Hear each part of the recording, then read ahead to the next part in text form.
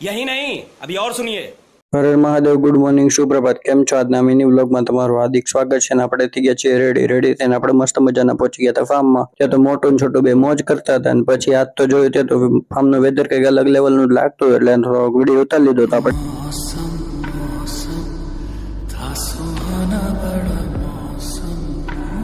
બા તો બેસી ગયા હતા મસ્ત મજાના બ્લોક ઉપર, ને પછી બાને કીધું હાઈ કરી દો, એટલે એને પણ હાઈ કરી દીધું હતું. પછી આપણે બધા બેસી ગયા નાસ્તો કરવા. આમ જો અમારી ટોળકી બધી મસ્ત મજાની નાસ્તો કરવા બેસી ગઈ હતી. હજી તો થોડો ઘણો પુલ ભરાણો, ત્યાં તો બધા કરી રમવાનું ચાલુ, ને આમ જો બધા મજા કરે છે. અને કોણ ફાર્મમાં જઈને આંધળો પડતો કે બીજી XYZ ગેમ રમે છે તો કમેન્ટ કરી દેજો, કઈ ગેમ રમો છો તે પણ કહેજો, એટલે અમે આગલી વખતે ફાર્મમાં જઈએ તો અમને પણ મજા આવે ગેમ રમવાની.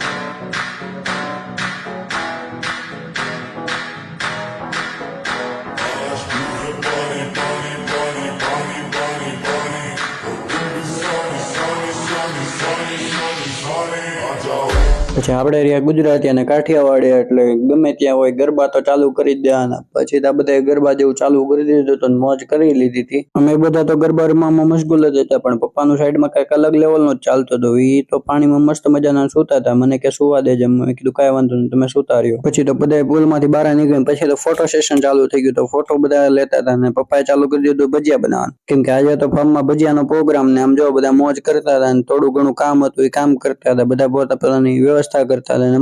અને અમારા બધાનું ફોટોગ્રાફી પણ ચાલુ થઈ ગયું હતું.